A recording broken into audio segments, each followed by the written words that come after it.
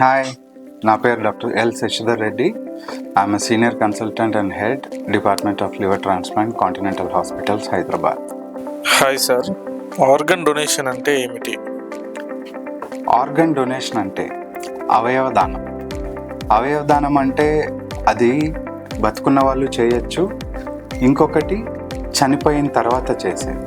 చనిపోయిన తర్వాత అంటే బ్రెయిన్ డెడ్ పేషెంట్స్, బ్రెయిన్లో బ్లీడ్ అయ్యి, యాక్సిడెంట్ అయ్యాక బ్రెయిన్కి ప్రాబ్లం అయ్యి, బ్రెయిన్కి ఇంజురీ అయ్యి, లేదా హై ప్రెషర్తో బ్రెయిన్లో బ్లీడ్ అయ్యి, అలాంటి వాళ్ళు బ్రెయిన్ డెడ్ అయినప్పుడు, అంటే ఇంకా హార్ట్ ఉంటుంది కొద్దిసేపు, అది ఆగిపోకముందే పేషెంట్ వాళ్ళ ఫ్యామిలీతో మాట్లాడి వాళ్ళు అవయవ దానానికి రెడీ అయితే అప్పుడు వాళ్ళ అవయవాలు, హార్ట్ కానీ, లంగ్స్ కానీ, లివర్ కానీ, కిడ్నీస్ కానీ, చిన్నపేగులు కానీ, ప్యాంక్రియాస్ కానీ, ఎవరికైతే అవసరం ఉంటుందో వారికి ఇవ్వడం జరుగుతుంది.